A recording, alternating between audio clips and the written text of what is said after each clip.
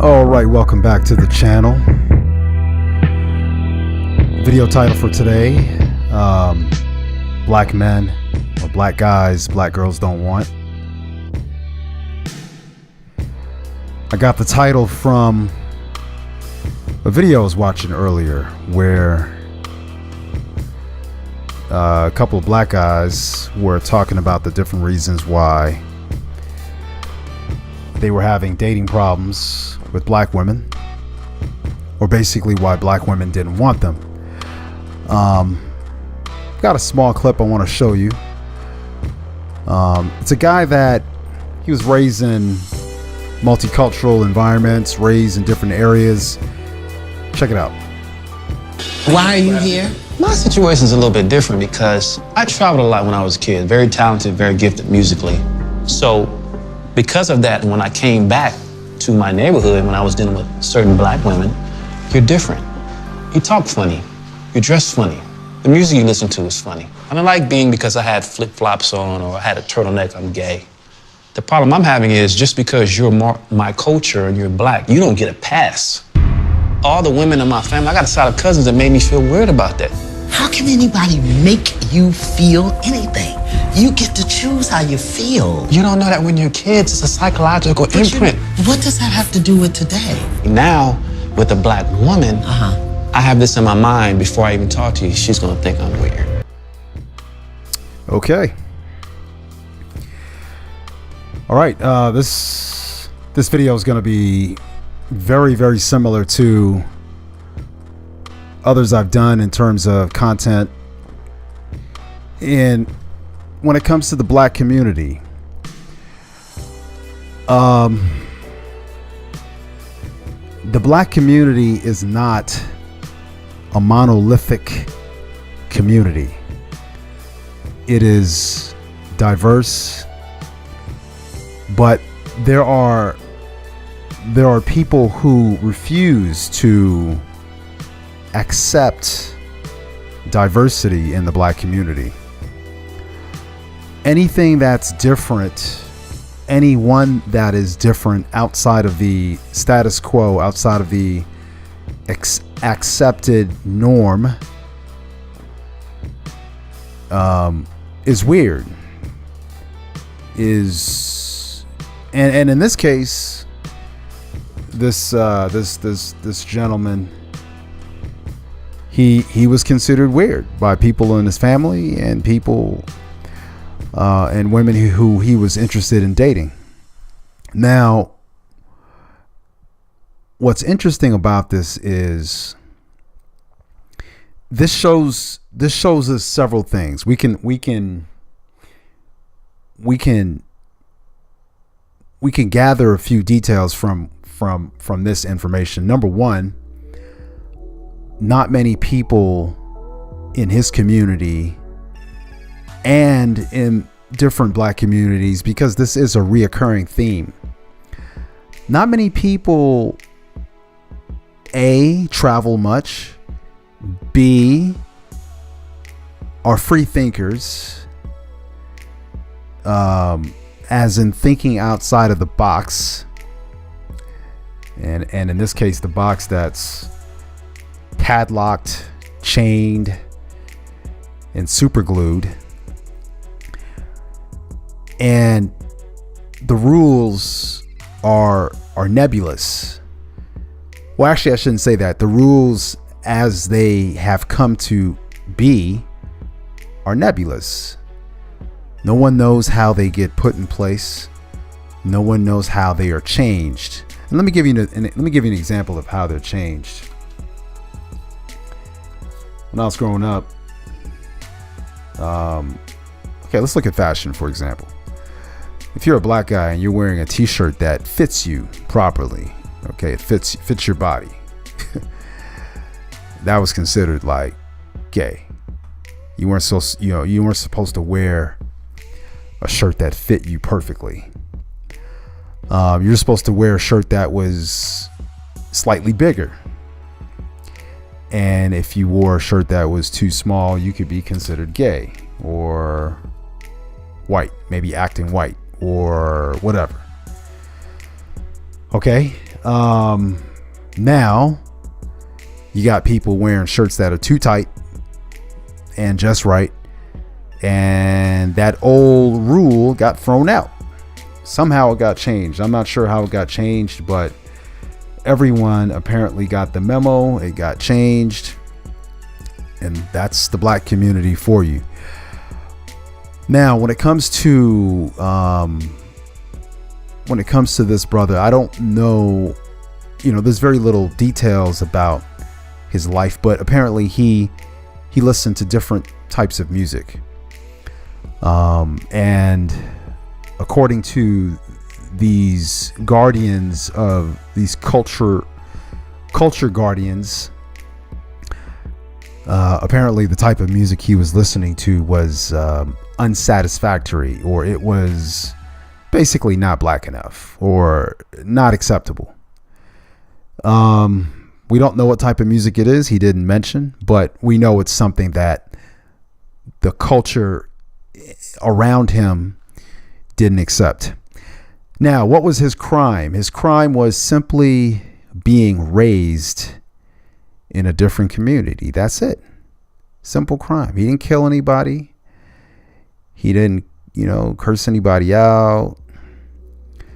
He was just raised as a kid by his parents in different communities, different areas. He was a musician. Okay. And that's it. And something as simple as that can get you ostracized from the black community. And in this case, the dating world. So these women don't like men who are different. But different from what? Well, there's a cookie cutter type image that I could spell out in a few words, and I'll go ahead and do that, so you could just refamiliarize yourself with this image. Let's start off with some Jordans, basketball shorts, big t-shirt, Nike t-shirt, Jordan t-shirt, headband, sweatband, goatee or beard, full beard,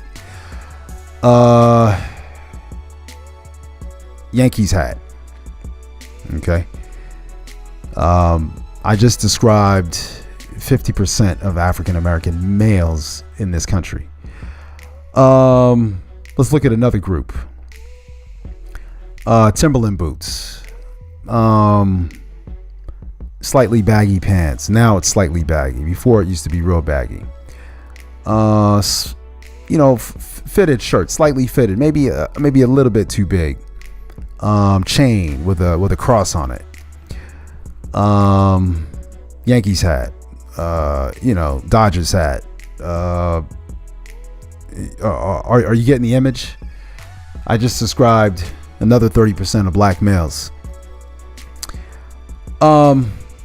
This guy walks with what everybody calls swag. He has swag. Before, when I was growing up, it used to be, walk with a limp. You walked with a limp, like a pimp. You walk with a limp. Okay, nobody says that anymore, but that's where it came from. Now it's somehow morphed into swag. This is the cookie cutter. This is your non-free thinking, locked, sealed, chained up in the box, typical black male.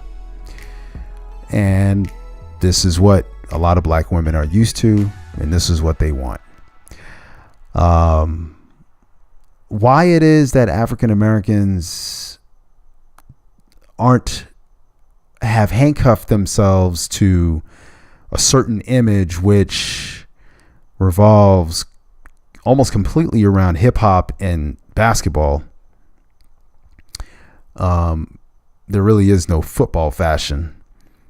Why it is that we do this, I don't know. I really can't understand how this works, but it's there, and it's a problem, because what it does is, in my opinion, it stifles the culture. It prevents us from being expressive. And African Americans are a very expressive group of people. We like to express ourselves through music and dance, through poetry, through spoken word, also in fashion. But we're not as open-minded and as free-thinking as I think we should be, and as people would want to be. Every once in a while, you'll come across a free-thinking African American, and their story is always unique. It's almost always based on their childhood, being raised, obviously having two parents usually, but if not, they were raised by one parent who did a really good job, and they more than likely were raised outside of the black community or the hood. They might have been in a mixed community. They might have gone to a mixed school. But if this is what it takes to become free thinking, I think everybody should. I think we need to bust the hood up, just break it up, and people need to escape. They need a break from the hood. They need a break. But back to the topic.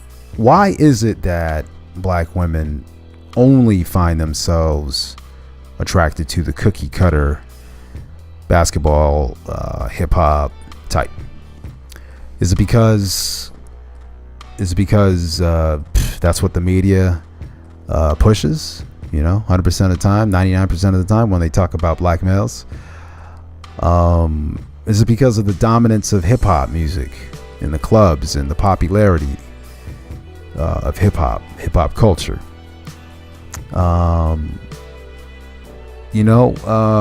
What is it?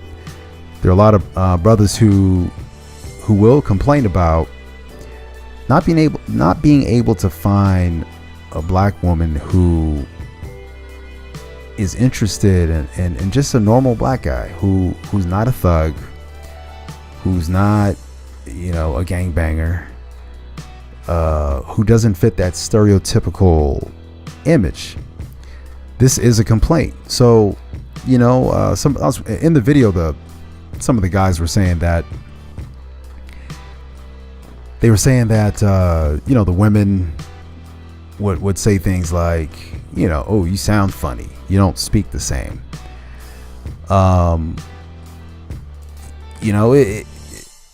Why is this? Does every black person have to sound the same? Can't dialects vary by city and state and culture? Are we that limited to just hip hop culture? Are we cutting off jazz culture? Are we cutting off the intellectual circle? A lot of intellects these days sound, the lines are being blurred between hip hop and intellectual. Why can't our intellectuals sound different? Why can't they sound like intellectuals comparative to other races? Why do they have to sound hip hop? Why do they have to sound like they just stepped out of a rap video? This is a problem. What happened to our jazz culture? What happened to our smooth, smooth brothers who talk in a well-educated, poetic way, but not street? This is what's missing from our communities, is variety, is free thinking. And back to this concept of being monolithic. We're like a fascist state. Everyone must look the same haircut, same beard, same goatee, same 2 diamond stud earrings, 1 in each ear. Everybody looks the same. We are carbon copies of hip hop videos, and honestly, it's pathetic. Well, let me know what you think. I'm going to end this video here. If you like this video, go ahead and like, share, and definitely share. And I want to hear what you think. Leave your comments below. If you're a black woman, definitely leave your comments. If you're a black guy who's been suffering from this this syndrome of, post box escapee syndrome. I'll call it that. Go ahead and leave your comments as well. And I look forward to hearing what you have to say. All right. Peace.